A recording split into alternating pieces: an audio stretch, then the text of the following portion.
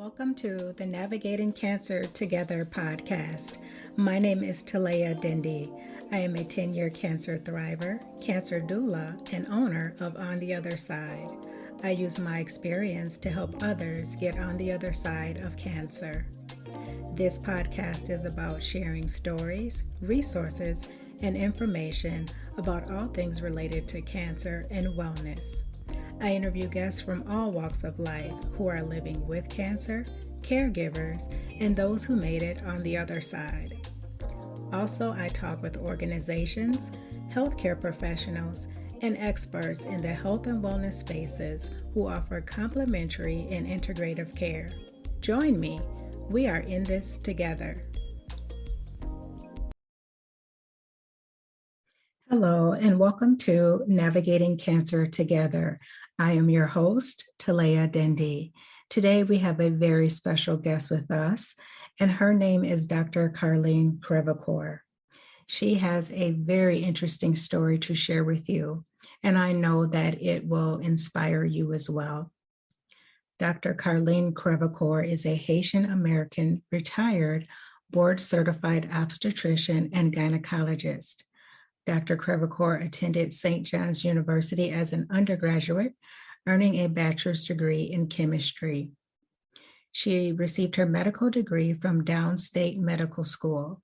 Her medical concentration was in perinatology, where she researched lung development in premature infants. She also worked extensively with breast cancer patients and victims of sexual violence. After 20 years of medical service in New York and Pennsylvania, Dr. Crevecoeur gave up her career to raise and homeschool her 5 children. Although she planned to return to her beloved profession after her children were grown, a cancer diagnosis in 2012 sidelined her plans and forced her to retire. Dr. Crevecoeur is a 2-time cancer survivor. She has also volunteered on education boards and sponsored public health programs. She is the first Black woman elected for a seat on the SCASD school board, and she has written a memoir called Pressure Makes Diamonds. Thank you so much for being here with us today and taking the time to share your story. Hi, Carline. Welcome to the show. It is such a pleasure to have you today. And I can't wait for the audience to hear all about, the work that you do, your family, and your story. I think that it is so important. So thank you for joining us today. Thank you so much for having me, Talea. I'm excited about it. Thank you. I can't wait to dive in. And so would you like me to call you Carline or Dr. Carline? Do you have a preference? I do not. Whatever is more comfortable with you, that's fine. I think your audience will know that I'm a doctor. Okay. So that's okay. All right. Thank you. Dr. Carline, how did you learn that you had stage 4 colon cancer? Actually, I had stage 3 first, and then 2 years later, I had stage 4. So, and to be honest with you, I was not 50 years old yet. I had just turned 49. I was busy with the kids. There was like a soccer game going on. And then I came home, I think, with them. And so my husband was on call. He's an anesthesiologist. And so I just kind of went to the bathroom, and there was like this really faint reddish thing that I saw in the tissue. So it just so happened, and that was really luck. It just so happened that my husband called a few seconds later, and I said, the weirdest thing, I wasn't constipated or anything else, and there was some blood on the tissue, and then he says, "Oh well, you know what? I'm in the hospital now. I'm looking at the schedule for the endoscopy, and the schedule is really light for next week." And it was over the weekend. I think it was like on a Saturday. And so he was on call, and he says, "Why don't I put you on the schedule for Monday? I'll speak to my friend who's the GI doctor, because he's in today. I'll just speak to him and see if they could put you on the schedule. You'll just do your prep over the weekend." And I was like, "Oh God, this is overkill. Do I really have to do this? I mean, it's probably just hemorrhoid." I just didn't really want to do it. And he Yes. kept pushing me. He said, you're going to be 50 next year. Just get it over with and we'll know exactly what's going on. And so I said, okay, fine. And, and I didn't have a repeat of blood tinge or anything during that whole prep for the whole weekend. So Oh, I was really thinking, oh, this is overkill. I have a lot of things to do in the Monday, now I'm going to go for a colonoscopy. And, the doctor was nice enough to put me on schedule first thing. yes. And then by Wednesday, I knew that I had cancer. He saw a mass and he kind of downplayed it. He was like, there's a mass. And I said, what is it? And he Mm-hmm. said, well, we don't know. We don't know. We don't want to guess right now. Let's just wait for the pathology results. I took a biopsy and we'll see. And it was like Okay. 3 centimeters. And I was fine. I felt fine. So I said, it's just a benign, I just Mm-hmm. I could not even entertain the idea that I had cancer. No one else in my family. My mom had breast cancer and my father had prostate, but they were like menopausal. Mm-hmm. I never entertained that at that age I would have cancer. And so I put it out of my head. But by Wednesday, my husband told me that the results were positive and that I had cancer. And then that following Monday, I had my Mm-hmm. surgery. So, yeah. So, as far as the disparity in cancer treatment and in Mm-hmm. healthcare issues, that could have been me if I didn't have contact. And that Yes. really is what saved my life. And this is just as an aside, but it was just that my husband's hospital are postponing endoscopy because of COVID. Yes. And Yes. this, when I heard that, I was devastated It's sad. because someone like me that I didn't want to go in the first place, I wasn't Mm-hmm. 50 yet. I could have just said, well, you know what, they're postponing it. When they start again, I'll go, and not Yeah. think anything about it. And I would have been stage 4 or whatever. It would have been, so advanced. So Yes. I don't like hearing that. People are saying, like it's not a big deal, but it is. It is. People like us that have gone through this, we know that endoscopy, that colonoscopy saved our lives. Yeah. It's so important. And I am really just afraid to see and read the statistics like 3 to 5 years from now, when people that have put off their screenings, they go Right. in and they get these diagnoses that are terminal, or and they could have caught it earlier, Yes. and it's just scary to me, and it's heartbreaking to think about all the people that are going to be impacted by this. That is so um, true. and I just don't think it's right. And that's why we got to keep pushing and getting this information out there so people understand how critical this is, because a lot of people are dying that don't really have to. Exactly. Exactly. Mhm. Um, One thing I would tell your viewers, we're going to get to my stage 4 because that was devastating. The whole Yes. cancer thing was devastating. Even afterwards, when I went to speak to the doctor about my diagnosis, my cancer, and everything else, and treatment options, the whole time that he was speaking to my husband, myself, I was felt I was outside of myself. Like Mm-hmm. it wasn't real. It didn't feel real. It's like this can't be happening. Mm-hmm. I'm the doctor. I treat patients. I have the scalpel. I do the Oh, surgeries. goodness. It's not supposed to happen to me. It just, so that whole time it just felt something that was surreal. Mm-hmm. That I was just participating in. I was asking the relevant question because as a doctor, I know the questions that you should Yes. ask, but I Mm-hmm. still didn't think it was happening to me. I felt like I Mm-hmm. was talking about another patient. I was talking to the doctor about a colleague and how would we Yes. manage it. It just didn't seem real until the day of the surgery. I mean, I just Mm. couldn't wrap myself around it. I bet. I can only imagine, because just hearing those words, that is in itself hard to grasp and try to make sense out of. But when you're the doctor and you're seeing these things every day, I can have an idea of all the different things that could have been going through your mind. Like, did you say, well, how did this happen to me? Or how did I get here? Like, did you have any of those questions? I was okay. It was like, this is the situation. How do we deal with it?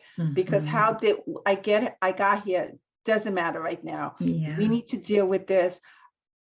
It was more strategic, and again, planning. Like, it wasn't, I'm the doctor, I got this diagnosis, let's deal with it, let's move on, let's do the surgery, and I'm gonna beat this thing, and that's it, and I could go back to my life.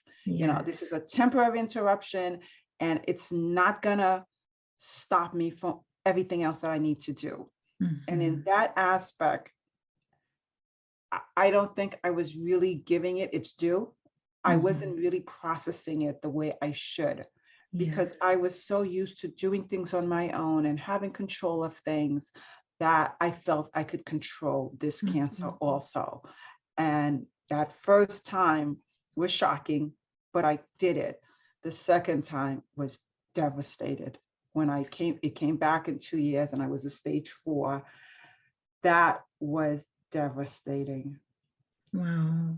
Can, so, may I ask what treatment you were given for the stage 3? And then, if you don't mind, let's progress into the next stage 4. Okay.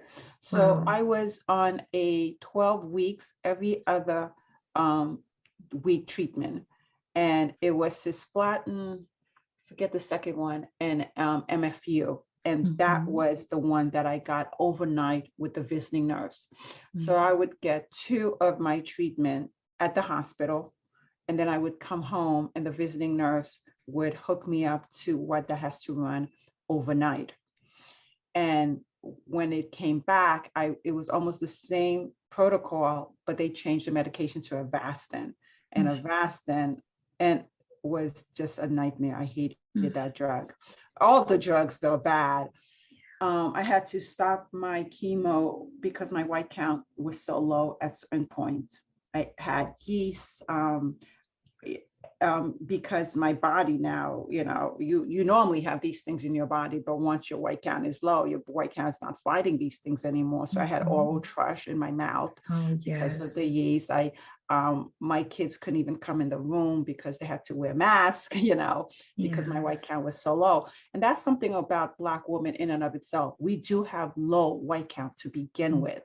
So there's a period of time that I was taking Neupogen, which is an injection to increase my Mhm. white count. Oh, Um, but in and of itself, it has other factors.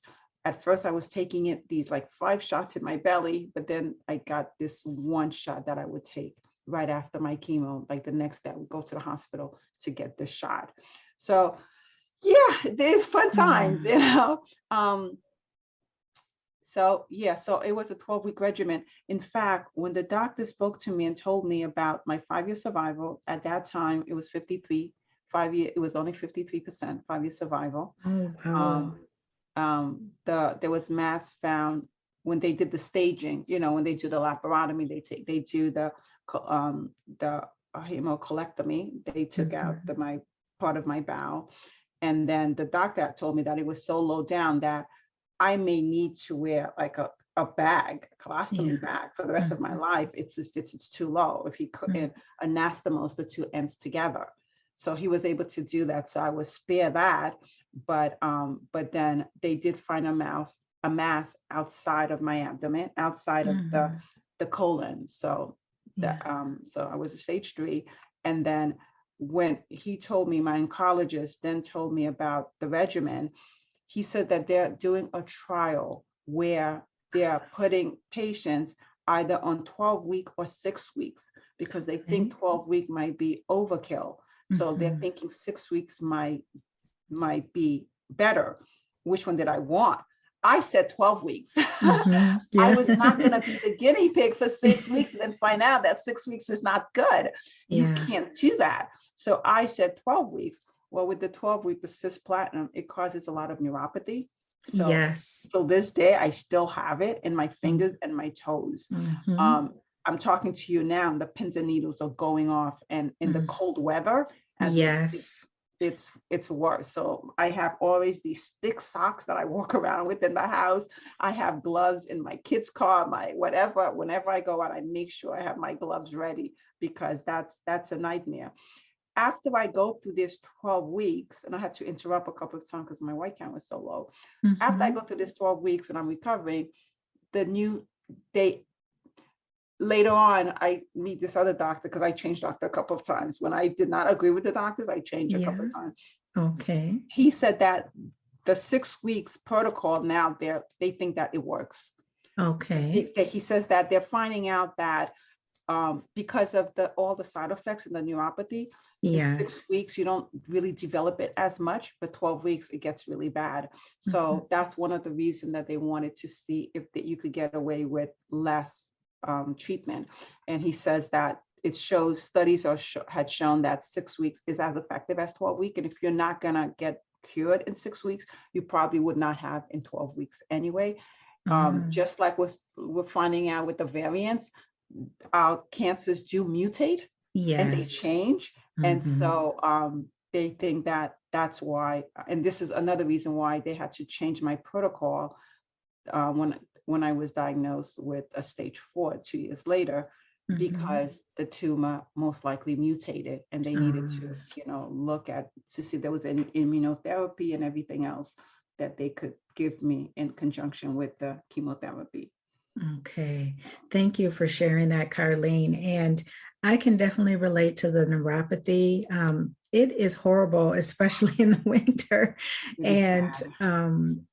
it's like this sensation that I can't even describe it, but it just feels like your hands and your feet go numb. And then you have pins and needle. And then Yes. sometimes at night you can't even sleep because it's Hmm. so bad. You can't even fall asleep. And when I first had it, you become unstable Hmm. because of the fact that you're not even knowing where the floor is. If you close your eyes, you will fall down, Hmm. because that sensation now is lost. So yeah, Hmm. it's so good to kind of explain it to people that has That it. get it? Yeah, exactly. Because it's so hard. People don't get it. Yes. And I don't know about you, but I can tell when it's about to start because the tips of my fingers get really white Mm, and then it turns purple. wow. Yeah. Yeah, I can literally see it too when it's Wow. when it's about to start. So, besides the neuropathy, Carline, how are you doing today? I am doing better. Thank you. Good. Thank you so much for asking. I appreciate that. Good. Because it's so important too for the audience to understand that, once you get through the treatment, it's just a different type of thing you have to work through and manage. It just doesn't stop. It's just a different focus in a sense. And so I think that's one misconception that people have that have not experienced this is that, well, when the treatment stops, you'll be just fine. Exactly. Typically, the treatment brings on something else. Yeah. So I think that's important. And thank you for sharing that. Yeah. And you know what? Even just talking about it, I could not, when the treatment was over, at Mhm. least the first time, it was okay. Let's close this chapter. Let's move on. I didn't want to deal with it. I didn't want to talk about it. It was just such a hard thing to deal with that, my everybody was depressed. When I Mhm. sat down to write my book, and I included that. And it's a homeschooling book, but because homeschooling is not done in a vacuum, everything that I had Exactly. to go through, I had to write it in there so people could kind of Mhm. understand, especially those that are thinking of homeschooling, that you're not, there's no substitute teacher. You're it. That's right. You're gonna be sad, you're gonna be sick, you're gonna be sad, things happen, but school still goes on for your kids. Mhm.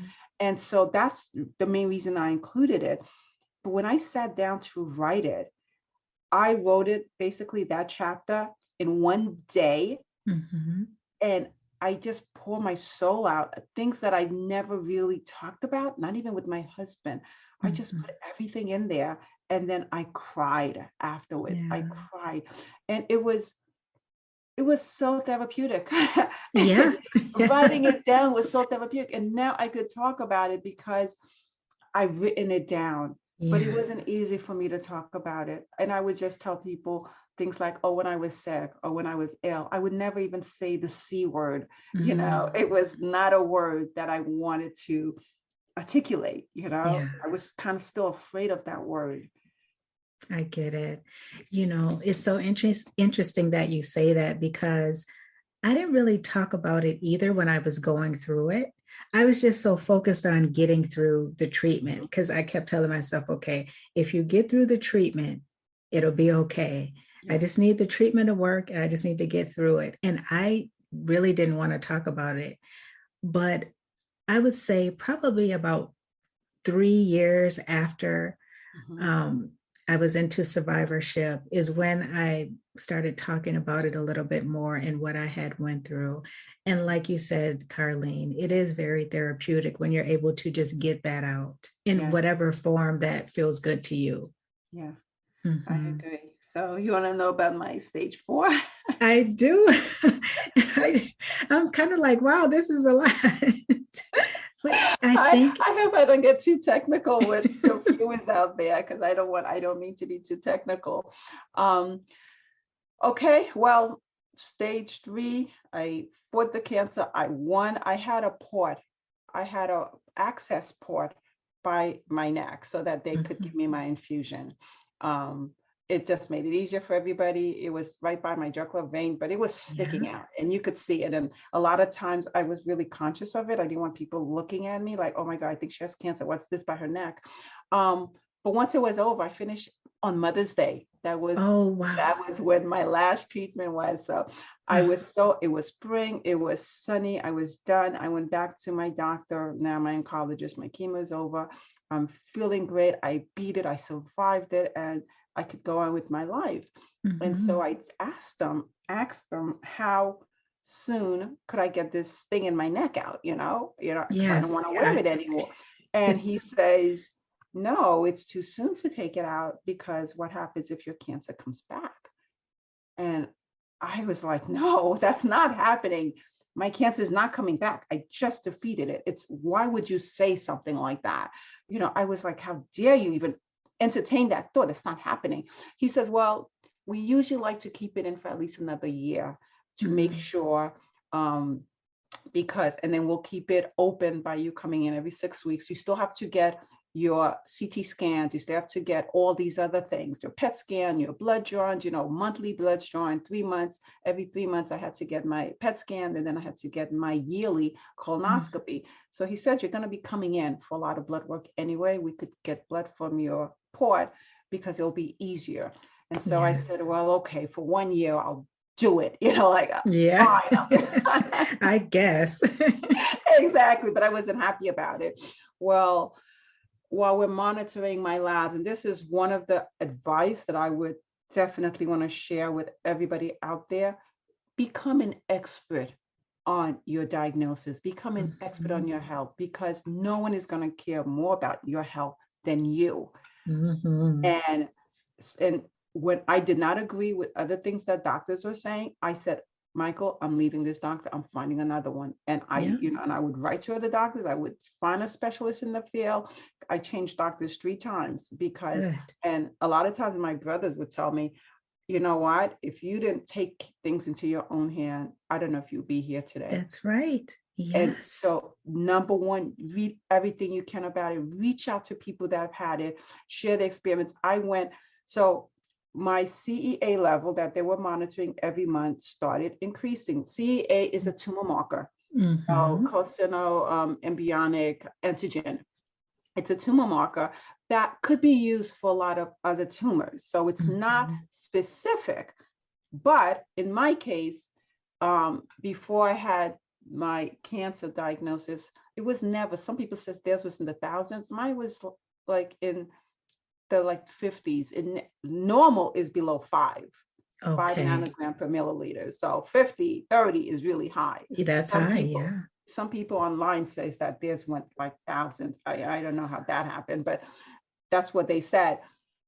After my after my surgery, it went down to like 27, and then after that, when I got on my chemo, it went really low, and it went to like 0.1, 0.2, which is good. Wish I was Yeah. ready. Or 1.2. Well, yeah, 1.2 is normally where it was 0.9 to 1.2, but it was always under 5, and it was always under 2.5. Well, I would go get my lab results, and it started climbing. It was 1.8, 1.9, 2.0. And I'm telling the doctor, why is this increasing? And he says, well, you're under 2.5. I wouldn't worry about it. It's not a big deal. I said, but why is it increasing? Exactly. Like what's going on? And then around that time, I was due for my PET scan, and I had this really tiny lymph nodes that they saw in my lung, 3 millimeter, that wasn't there before. And all of a sudden it's there. And that was my other question. Why is it there? He goes, it looks like it's a lymph node, and that happens. I said, but it wasn't there before. Yes. That, along with this, led me to believe something was going on. And so after it went up again, I contacted a pulmonologist. I wanted them to look at what's going on in my lungs. And sure enough, they try to do a bronchoscopy, where they would go through my throat and try to get a biopsy that way. And it was not done well. They couldn't get anything. So then they had to, by then, we kind of knew the CA just kept going higher. And now this 0.3 millimeter was now 0.6. It was getting bigger. And so this doctor opened my rib cage to take out this mass, told me that the mass was out and my CEA level should start decreasing. It did not. It kept on increasing. And now to repeat another PET scan to see the size. PET scan is something that lights up when there's any inflammation going on. So they tell you not to exercise or do things like that, because that would cause you to light up even if there's no cancer. So because I just had surgery, to repeat the PET scan, it would light up everywhere. It would be false positive. So after a couple of months, they told me I should repeat the colonoscopy to see if the cancer is there, because my CA was just increasing. It was going to 5. So I did a colonoscopy that was negative. By then I was really tired. I contacted Hopkins, and I told them my situation. I contacted Hopkins. I contacted another place in New York. I contacted Boston, because I had family there. And if I had to get, surgery, I could stay with them. So those were the hospitals that I looked into. Mass General and Sloan Kettering. Yeah, those were the others. And so I had to do another repeat bronchoscopy, and the doctor did it. They did that right away. It's just a biopsy of the little lesion that they saw in my lungs. And by 3 days later, it was so fast. They said my cancer is back. It's in my lungs. By this time, it was pretty big in my right lower lobe that they were gonna have to remove the whole right lower lobe.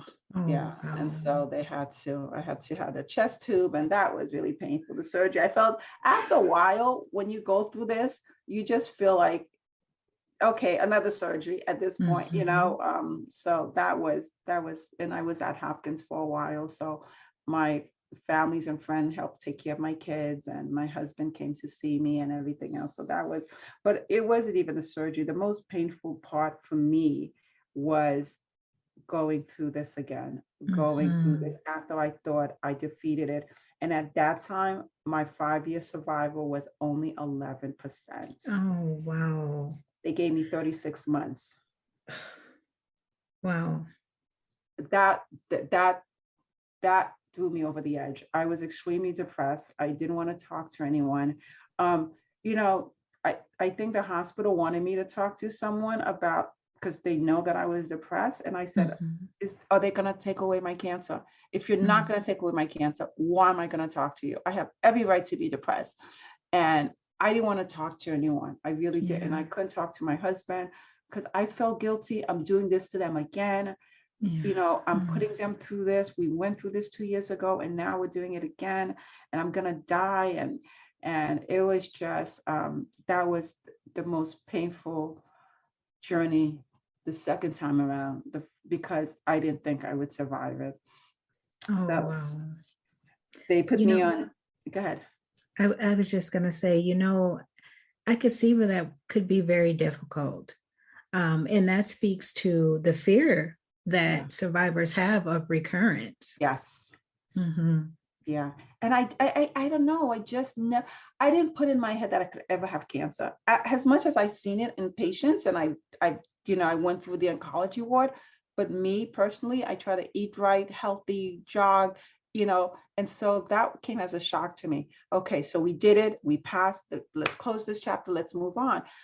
The second time it came back, it was just, I didn't see it coming. I was caught off guard, and me, I'm kind of a control freak, and I just felt I had no control of this anymore. I just felt I had to give up. So everybody tells me, of course, Carline, don't give up. You could fight this, you could fight this. And you know what? At some point, I just didn't want to hear it anymore. I was the reason the Avastin, definitely, when that medication that I was on caused you to your vessels to break. Okay, because it's stage 4, so it's circulating throughout my body. This is what stage 4 is. It's not located only in the colon anymore, it's everywhere. So because of that, your vascular system is now play a role. So this Avastin, what it does is that it could cause you to have bleeds. And so Yes. I would wake up with nosebleeds a lot. And so I had to get to the hospital a couple of times to get them cauterized because of that.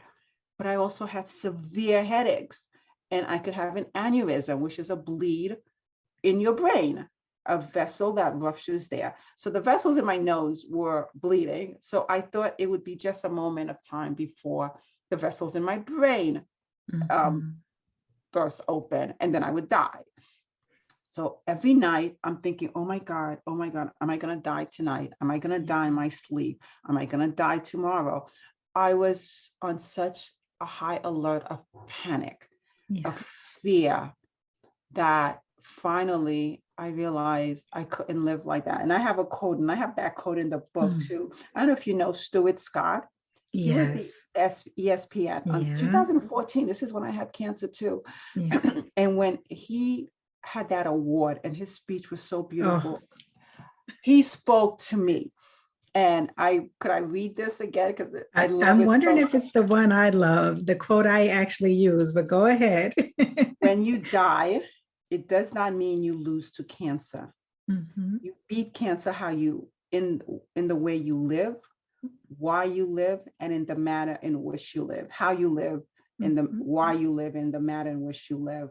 And I started really thinking about those words. And because of the fact that I had quit my profession to homeschool my kids, some of those years were some of the best years of my life.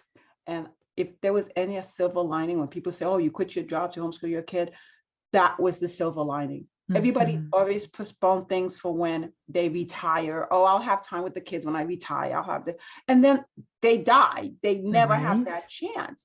I had that chance. We had a lot of vacation time, a lot of laughter. It was just so beautiful that I said, yeah, you know what? I lived a good life. I'm happy with my life. I'm happy with what I was able to accomplish. And I love my kids so much. And I had that time with them. And maybe it's time for me to die, and die with dignity. And only when I realized this, the fear was gone. My acceptance of this, I didn't feel weighed down anymore. And so my brothers and sisters, they were not happy. Carline, you can't quit. After 6 weeks, I had 12 weeks. So halfway, I stopped. I couldn't live like that anymore. I was bald. The first time my hair got really thin, but I was never bald. The second time I was bald within a month. I was bleeding. I had headaches. I was throwing up. I lost a lot of weight. And I was never a big person to begin with. So I couldn't afford to lose weight. Yes. And I asked my husband, is it okay if I stop? If I'm going to die, I want to die with dignity. I don't want to die like this. I don't want my kids to remember me like this. Yeah. And he said, sweetheart, I'll do whatever you want me to do. And Mm. that was I needed to hear that. I really needed to hear that from him. And so once he said it was okay, I stopped. I stopped my chemo, my headache stopped, my nosebleed stopped. I went to the funeral parlor. I arranged my cremation, Yeah. I got all the information. I thought about my death. I thought about I don't want anyone crying. I want everybody Yes. having fun and remembering all the wonderful time they had with me.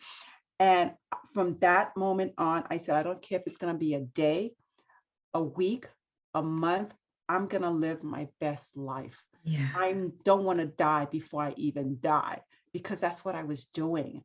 And so I went to Hershey Park with my kids. We had fun because I didn't know if that would be the last time. That's And right. I started really living in the moment. And it was the first time, I planned things 20 years down the line, I'm going to go to medical school. I'm going to have 5 kids. And at this point was the first time that I wasn't planning things. I was just letting it happen. And it was Just beautiful. living. I was just living. I was living my best life. Yeah. And once I did that, I lived. I actually lived.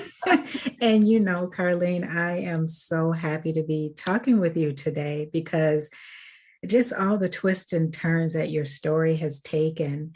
And I really believe it was meant for us to connect, because that is the very same quote that I use. Absolutely. That is the same quote that I use on different materials and things like that.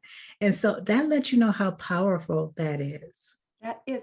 And like I was telling you beforehand, what you're doing is so important, because just like when he did that, he saved me. Yeah. By hearing that, really changed my look on my cancer, my whole view on it. And I started living again. And so in his death, he helped me live. And so what you're doing, reaching out to people like that, I think it's beautiful. Like I said, I wish I knew about you beforehand, because that is just so beautiful. I think people going through that need to hear that they're not alone. And another of your podcasts about being superwoman, which is beautiful, because we always feel that we are. Yeah. And I think as Black women, we have so much on our plate, and again, with my 5 kids and my occupation and everything, I was the glue that hold their family together. And I'm thinking, what's going to happen if I'm gone? I feel like I'm superwoman. I can't let people down. And sometimes you forget to care about yourself. Yes, so true. And that's one thing about cancer, is that if you let it, if you sit with it and you let it, it really opens your eyes to a lot of things, quite frankly, that need to be changed. Yes. And it kind of shows you a different way. For example, with what you've shared with us, when you were going through your treatment and things like that, and you were homeschooling your children, that created an opportunity for you guys to get out and do stuff that maybe you wouldn't have normally done together. That's or, you wouldn't have had as much time to do those things. And so it just, if you let it, it can just reignite so much in your life and lead you to a path where you can change some things and get that quality of life that you really want. Exactly. And I always tell people, good or bad, whatever happens in life, and this is why in my book, it spans 20 years. And during that time, the first Haitian earthquake occurred. Trayvon Martin was killed, was murdered. My cancer, Tunisia, a lot of these, it affected us. It affected the family, but you use these times as educational too. because to me, education is all around us. You Yeah. never stop learning. And this is what I tell my kids. So whatever, good or bad, we sit down, we talk about it. Mom has cancer. Let's talk about it. Let's talk about what you guys need to do.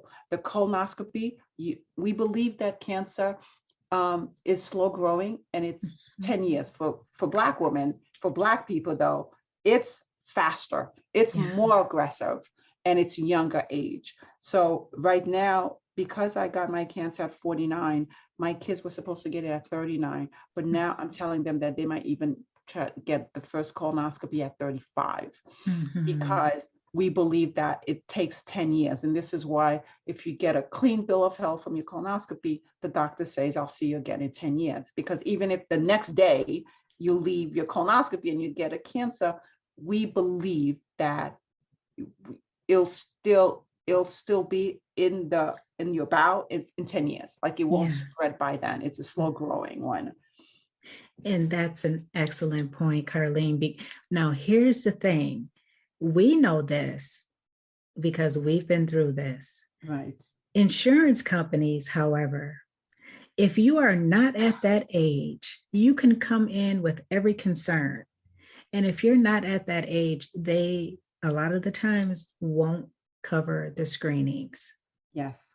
And that's the disparity now that we are trying to fix, because of COVID has really highlighted the disparities between socioeconomic people and racial injustices that I think they're now looking at all of these social determinants of why there exists these disparities between races and between socioeconomic levels, and they're trying to address it. And this is colon cancer have been increasing in a lot of age group, but mostly in Black people.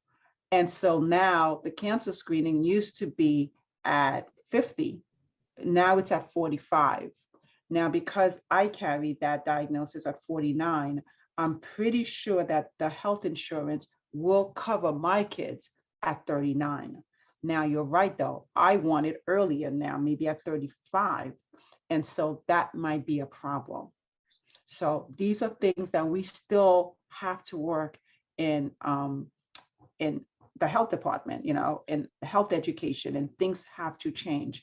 And they're focusing on it. Breast cancer, most of the cancers, except for skin cancer, Black people are doing the worst. And we have the highest risk. By the time it's diagnosed, it has spread. It's more aggressive. And so for all those reasons, they are really trying to educate people, because I think education is so important. They have these neighborhood communities that they're focusing on in Black areas, trying to tell people why cancer screening is so important. There's a lot of these different outreach programs now that they're doing. And also they found out that when they looked at the racial difference in surgeries, when a Black person versus a white person have cancer, that a white person would most likely be offered surgery, and they do not offer Black people that same standard of care. And so now they're looking into that to make sure that stops. So hopefully in the coming years, this disparities that exist will lessen. I don't know if it'll ever be gone completely, but I'm really hoping that now that there's more talk about it in media, in medical school, I'm hoping that these discrepancies stop or change. Yeah. What I found interesting, and all of those are great points. What I found interesting was that I think it was just last week or maybe the week before, the first time this brilliant young doctor created illustrations for Black people in anatomy books. Yes. Did you see that? Yes, I did. And I'm see like, that. Wow. I Finally. Beautiful.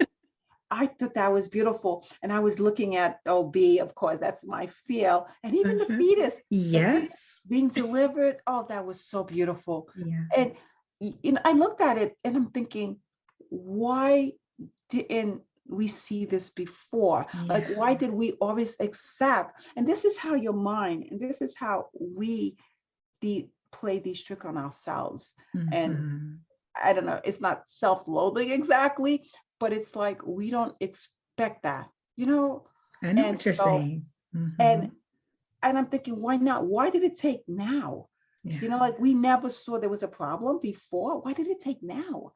And it's so beautiful. So I Yeah. saw that one too, and I loved it. I said, let me ask her about this. She's a doctor. I'm sure she saw it. So, before we wrap up, there's a couple more points I want to hit on.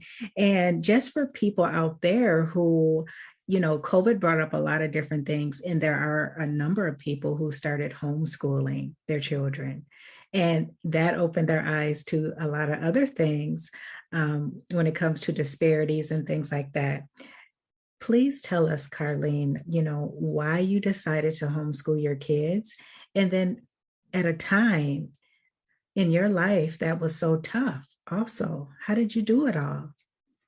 Well, thank you for that question, but let me just try to rephrase it.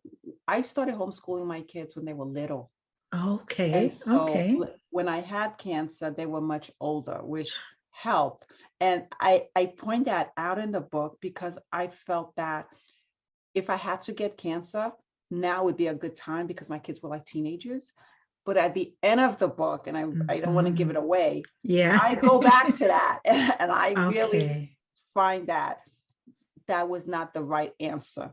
And so Oh. there's a lot of things in the book that I started in the beginning with one perception. And towards Mhm. the end, I change it because as you grow and you Yeah. learn, you realize that you were mistaken at Mhm. some of the things that you didn't think teenagers saw or did or needed their moms, you know. So, but I started homeschooling them, and it was nothing that I planned. My husband and I were both physicians. He's an Mhm. anesthesiologist, and I was an OBGYN. And my oldest daughter was extremely smart. And when I in first grade and everything, you know, she was reading by 2. She was playing Mhm. chess by 5. And I had my kids right after each other. I had 5 under 5 at one Oh, point. wow. So yeah, I knew that once I was finished with the crib, finished with the breastfeeding and the bottles and everything else, I would just give it away. I told my doctor to burn and cut my tubes. I'm done. When I was done, but after 2, my husband wanted to stop at 2. I wanted 5. I came from a big Mhm. family. He came from a big family. I love my brothers and sisters to death, and I always Mhm. wanted that large family. I just didn't know that I would be living in central Pennsylvania and I would not have any family to help me with these 5 kids. So Wow. it was very hard. People calling in at the last minute. I had surgeries to do. I would call my mom from Florida. Mom, I need you. I need you. And Oh. then one of the babysitter injured my son, my middle son. Yeah, his face was like so swollen. I took him to the hospital, Oh. and that was it. My husband and I, we had said that's, you know, we can't. One of us would have to quit our job, and that was very smart of him when he said one of us. He never told Yeah. me, Yeah. but I knew it was me. So Mhm. I quit my job thinking that I would go back in about 10 years or so when the kids are in middle school and we, you know, but then I get cancer. So I that see. kind of stopped that.